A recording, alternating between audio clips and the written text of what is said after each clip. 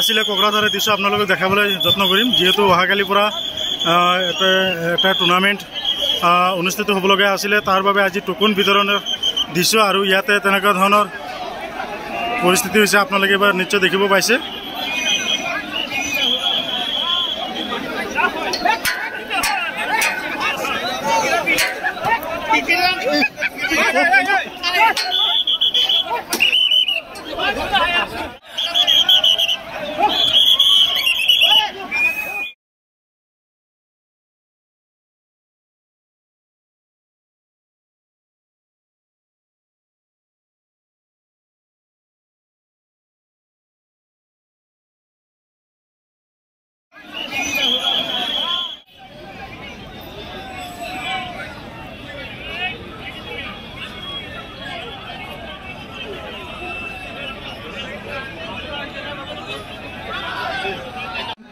दा बिनि गेजेरजोंनो जोङो मारै आब्रुथियै जोङो बे खेलाखौ सामलायनो हायो बिनि थाखाय जोङो बेबस्था खालामनो नागिरदों।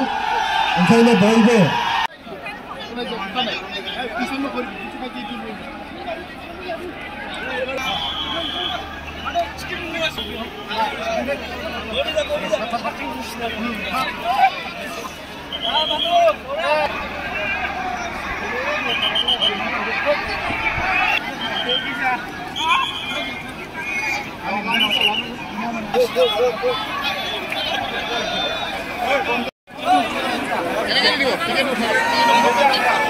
बे सिस्टेम दंखाया, बे सिस्टेमानो दंखाया, बे सिस्टेमा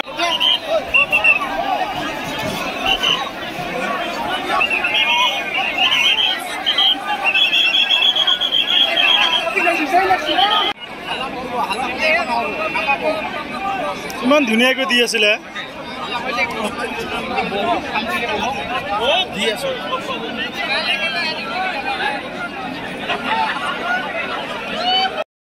নমস্কাৰ, আজি আমি উপস্থিত হৈছিলোঁ কোকৰাঝাৰ আৰু কোকৰাঝাৰত অহাকালিৰ পৰা প্ৰথমবাৰৰ বাবে Durand cup in Kokrajhar city of প্লেচ অহাকালিৰ পৰা এই ফুটবল টুৰ্ণামেণ্টটো আৰম্ভ হ'ব।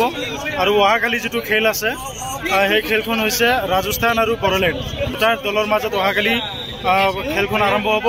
আৰু তাৰ বাবে আমি ইয়াতে যিহেতু এটা নিয়ম কৰিছিলে, যিহেতু কালি 5 তাৰিখে কালিৰ পৰা আৰম্ভ হ'ব আৰু প্ৰথম দিনৰ বাবে তেখেতে ফ্ৰী টোকন দিছিলে আৰু ইয়াতে কমচে কম 15,000 পৰা 20,000 মানুহ একগোট হৈছিলে।